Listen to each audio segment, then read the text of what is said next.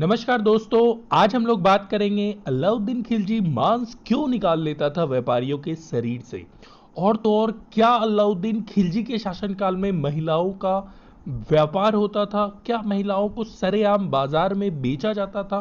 तो इन सभी टॉपिक पर हम लोग आज बात करने वाले हैं। मैं हूं शुभम कुमार, स्वागत करता हूं आप सभी का हमारे परिवार डीजी ज्ञान क्लासेस में। तो देखिए, इस टॉपिक को जानने से पहले हमें अलाउद्दीन खिलजी के बारे में जानना बहुत ज़रूरी है। वैसे तो दोस्तों सब लोग जानते हैं अलाउद्दीन खिलजी दिल्ली सल्तनत का खिलजी वंश का शासक था, लेकिन आमतौर पर वास्तव में खिलजी वंश के संस्थापक थे जलालुद्दीन फिरोज खिलजी। इनका शासनकाल था 1290 से लेकर 1296 तक का। जी हाँ, इन्होंने 6 साल तक खिलजी वंश पर शासन किया। ये सभी बात तो सब लोग जानते हैं।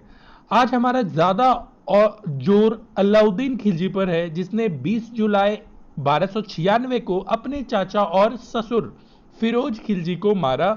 जी हाँ, अपने खुद के चाचा और ससुर ये दोनों एक ही व्यक्ति फिरोज खिलजी ही था, क्योंकि अलाउद्दीन खिलजी ने अपनी ही चाचा की बेटी से शादी की थी और तख्त पर बैठ गया। और दोस्तों खिलजी का शासनकाल था 1296 से लेकर 1316 तक। कहा जाता है ये बहुत क्रूर दिल्ली सल्तनत का शासक था और इसी के शासनकाल में महिलाएं जौहर करती थी। जहां भी अलाउद्दीन खिलजी आक्रमण करता था, उस राज्य की महिलाएं या फिर रानियां जौहर करती थी। जैसे कि एक पद्मावती का भी एक जिक्र आया है हिस्ट्री में। अलाउद्दीन खिलजी का एक गुलाम भी था जिसका नाम था मलिक कफूर। दोस्तों ये मलिक कफूर 1000 दिनारी के नाम से बहुत ज़्यादा फेमस था। इसका मतलब है कि इसको 1000 दिनार में खरीद कर भेंट किया गया था खिलजी को। दोस्तों खिलजी ही दिल्ली सल्तनत का ऐसा शासक था जिसने पहली बार साउथ इंडिया पर हमला किया और जीत गया। और खिलजी के द्वारा ही रामेश्वरम में एक मस्जिद बनवाया गया था। अब आपका ध्यान खिलजी के एक नियम की तरफ करना चाहूंगा। दोस्तों खिलजी ने अपने शासनकाल में बाजारों और व्यापारों के लिए नियम बनाया था। उसका नियम क्या था? नियम था, अगर सभी व्यापार अपने दुकान के सामने रेट लिस्ट लगाएंगे और जो भी व्यापारी सामान बेचेगा, यदि कोई भी व्यापारी सामान में चोरी करता है या फिर बेईमानी करता है, जैसे कि 8 किलो का सामान वह 6 किलो ही दे रहा है, तो जितना माल का वह घपला कर रहा है, बेईमानी कर रहा है, उतने ही मात्रा का मांस उस व्यापारी के शरीर से काटकर निकाल लिया जाएगा।